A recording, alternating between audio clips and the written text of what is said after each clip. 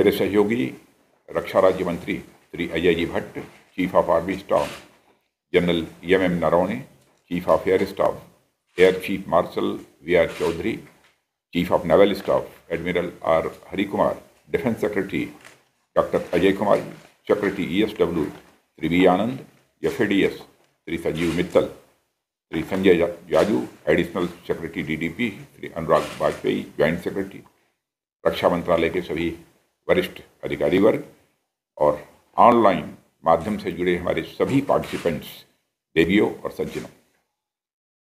आज रक्षा मंत्रालय के डिपार्टमेंट ऑफ डिफेंस प्रोडक्शन द्वारा आयोजित आज़ादी का अमृत महोत्सव इस कार्यक्रम के अंतर्गत आयोजित हो रहे आइकॉनिक इवेंट्स के उद्घाटन के अवसर पर आप सभी के बीच उपस्थित होने पर मुझे बेहद खुशी हो रही है। साथियों, ये बड़ी खुशी की बात है कि आज आप लोगों द्वारा देश भर में अनेक इवेंट्स ऑर्गेनाइज किए जा रहे हैं।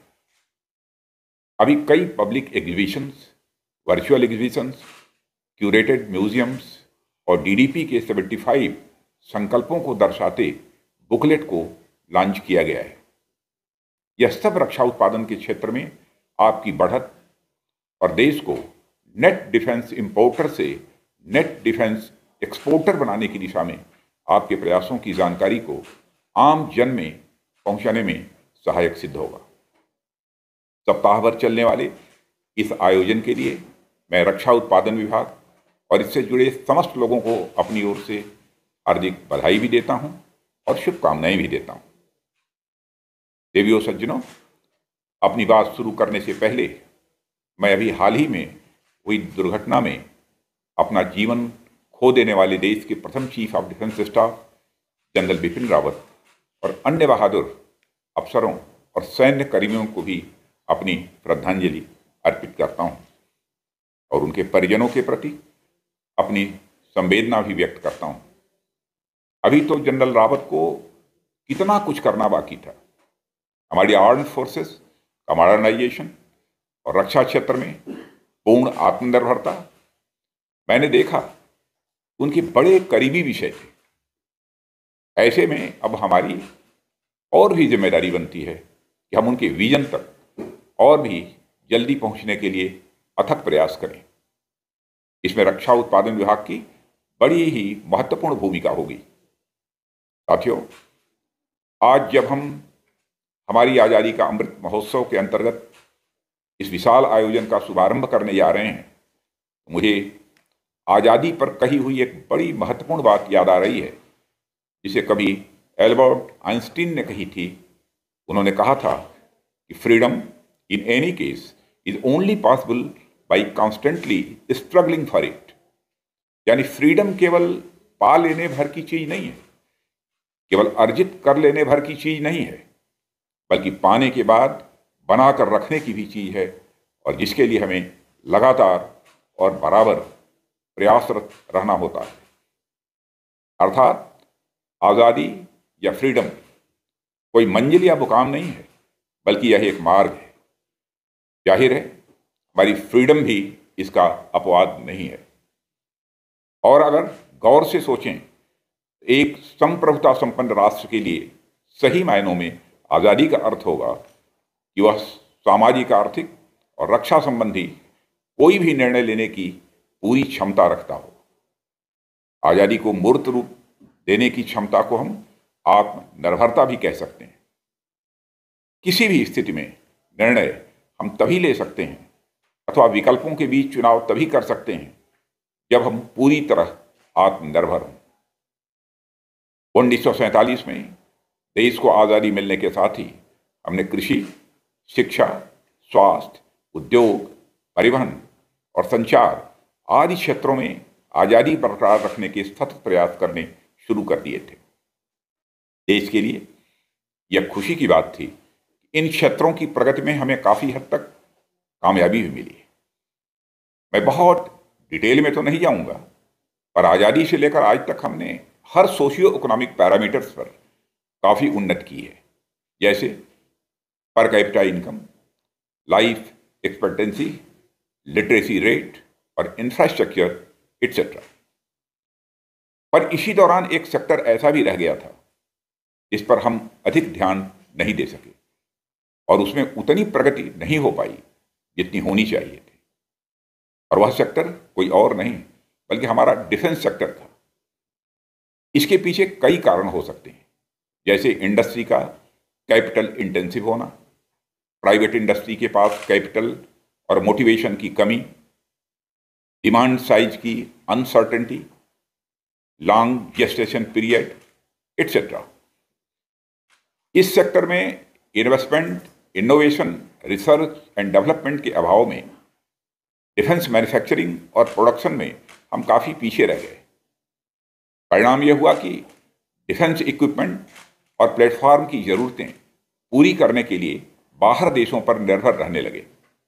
सीधे शब्दों में यदि मैं कहूँ तो रक्षा क्षेत्र में हमने उचित प्रयास नहीं किए और इस क्षेत्र में हमारी आज़ादी होती गई। निश्चित रूप से इससे हमारी स्ट्रेटेजिक ऑटोनॉमी भी प्रभावित हुई। पर मुझे यह कहते हुए खुशी होती है कि वर्तमान सरकार ने रक्षा क्षेत्र में आज़ादी के महत्व को समझा और उसके लिए समग्रता में ऐसे प्रयास करने शुरू किए जो अब तक पहले कभी नहीं किए गए थे। सरकार ने इस बात को भली भांति समझा, यदि हम वही करेंगे जो अब तक करते आए हैं तो हमें मिलेगा भी वही जो अभी तक मिलता आया है। इसलिए चाहे पॉलिसी हो या विजन, माइंडसेट हो या ऑपरेशन, हर प्रकार से इस सरकार ने बदलाव के नए युग का शुभारंभ किया। साथियों, यह सरकार राष्ट्रहित में कड़े और बड़े फैसले लेने से भी पीछे नहीं हटती है। डिफेंस सेक्टर में भी आत्मनिर्भरता को बढ़ावा देने के लिए कई बोल्ड पॉलिसी रिफॉर्म्स भी किए हैं। इनमें से कुछ का जिक्र मैं आप लोगों के सामने करना चाहूँगा। ऑर्डिनेंस फैक्ट्री बोर्ड, जिसके तहत 41 ऑर्डिनेंस फैक्ट्रीज कार्य करते थे, वो कॉर्पोरेटाइज करके उसे 7 नई डीपीएसयूज में परिवर्तित करने का निर्णय ऐसा ही बड़ा और कदम है। कॉर्पोरेटाइजेशन ऑर्डिनेंस फैक्ट्री बोर्ड को और अधिक प्रभावी और इफिशिएंट बनाकर इसकी वास्तविक क्षमता को उजागर करेगा, ऐसा मेरा विश्वास है। निश्चित ही हमारे लिए यह एक बड़ा कदम था और इसमें ऑर्डिनेंस फैक्ट्री बोर्ड से जुड़ी यूनियन और एसोसिएशंस का हमें पूरा सहयोग मिला है। इसके साथ ही एम्प्लॉइज के हितों की सुरक्षा को लेकर उनकी जो कुछ भी चिंताएं थी, उन्हें भी हमने पूरी तरह दूर करने की प्रतिबद्धता जाहिर की है। वर्तमान में सभी हमारे 7 डीपीएसयूज ने काम करना शुरू कर दिया है। यह हम सब के लिए एक प्रसन्नता का विषय है। उत्तर प्रदेश और तमिलनाडु में 2 डिफेंस कॉरिडोर्स की स्थापना भी हो चुकी है और आप जानते हैं ये कॉरिडोर्स आने वाले समय में न केवल डोमेस्टिक रिक्वायरमेंट्स को पूरा करेंगे बल्कि भारत का एक नेट एक्सपोर्टर के रूप में भी दुनिया को सामने लाएंगे। साथियों, फॉरेन डायरेक्ट इन्वेस्टमेंट की पॉलिसी को रिवाइज किया गया है और अब 74% एफडीआई ऑटोमेटिक रूट के द्वारा अलाउ की गई है और रक्षा मंत्रालय ने पहली बार एक बड़ा कदम उठाते हुए डिफेंस प्रोडक्शन और एक्सपोर्ट प्रमोशन पॉलिसी 2020 का ड्राफ्ट भी जारी किया है। यह पॉलिसी 2025 तक लगभग 1,75,000 करोड़ रुपए के वार्षिक टर्नओवर के लक्ष्य को प्राप्त करने में सहायक होगी। ऐसी उम्मीद है कि यह पॉलिसी वर्तमान में तो हमारी स्ट्रेंथ को बढ़ाएगी ही, साथ ही आने वाले लंबे समय तक एक गाइड की तरह कार्य करते हुए इंडियन डिफेंस मैन्युफैक्चरिंग को एक रोड मैप प्रदान करेगी।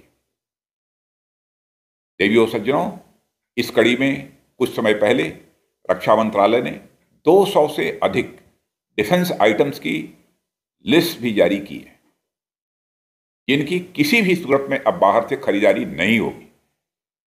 इसी तरह हमने अपने बजट का एक बड़ा हिस्सा केवल और केवल डोमेस्टिक वेंडर से खरीदारी के लिए अलग कर दिया है। और आप लोगों को यह भी मालूम होगा कि डीआरडीओ ने 108 सिस्टम्स और सब सिस्टम्स को आइडेंटिफाई किया है, जिनका डिजाइन एंड डेवलपमेंट केवल इंडियन इंडस्ट्री में ही होगा। इसी तरह आईडेक्स और आइडेक्स फॉर फौजी जैसी पहलें भी सरकार द्वारा शुरू की गई, जो टेक्नोलॉजी डेवलपमेंट करने का मार्ग प्रशस्त करेंगी और इससे आत्मनिर्भर भारत अभियान को एक ताकत मिलेगी। साथियों, ये केवल हाल के कुछ उपाय हैं जो सरकार द्वारा आत्मनिर्भर भारत के ऑब्जेक्टिव्स को पूरा करने के लिए किए गए हैं। इन उपायों और प्रयासों की एक लंबी सूची है जिसे सरकार ने आत्मनिर्भर भारत के लक्ष्य को प्राप्त करने के लिए किए हैं। हमारे 3 इंडियन डिफेंस ऑर्गेनाइजेशंस यानी Hindustan aeronautics limited, erstwhile ordnance factory board और भारत इलेक्ट्रॉनिक्स लिमिटेड विश्व की largest arms and military equipment companies में से हैं।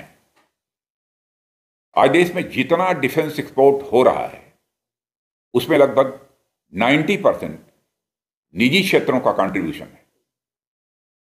गवर्नमेंट और बिजनेस के कोलैबोरेटिव और कोऑपरेटिव प्रयासों से हम न केवल मेक इन इंडिया बल्कि मेक फॉर वर्ल्ड के लक्ष्य को भी जल्दी प्राप्त कर सकेंगे, ऐसा मेरा विश्वास है। आप सभी के सतत प्रयासों से ही यह राष्ट्र बड़ा लाभान्वित हो रहा है। मैं जानता हूं कि आपके इन प्रयासों के ऐसे अनगिनत किस्से और कहानियां होंगी जिन्हें आम जनता में ले जाने की जरूरत है। ये सक्सेस स्टोरीज हमारे युवाओं के लिए एक प्रेरणा स्रोत हो सकती हैं और उनके अंदर राष्ट्रीय भावना का भी यह संचार करेंगी और हमारी रक्षा व्यवस्था पर उनके भरोसे को और भी यह सुदृढ़ करेंगी, ऐसा मेरा विश्वास है। इस राह में आप लोगों द्वारा प्रारंभ किया गया वर्चुअल एग्जीबिशन निश्चित रूप से एक सराहनीय कदम है। इस एग्जीबिशन से फिजिकल की अपेक्षा कहीं बड़ी संख्या में आसानी से लोग पाथ टू प्राइड से जुड़ सकेंगे और एक बेहतर अनुभव ले सकेंगे।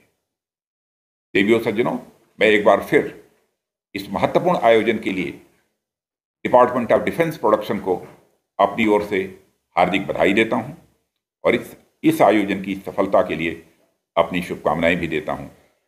धन्यवाद। Thank you sir.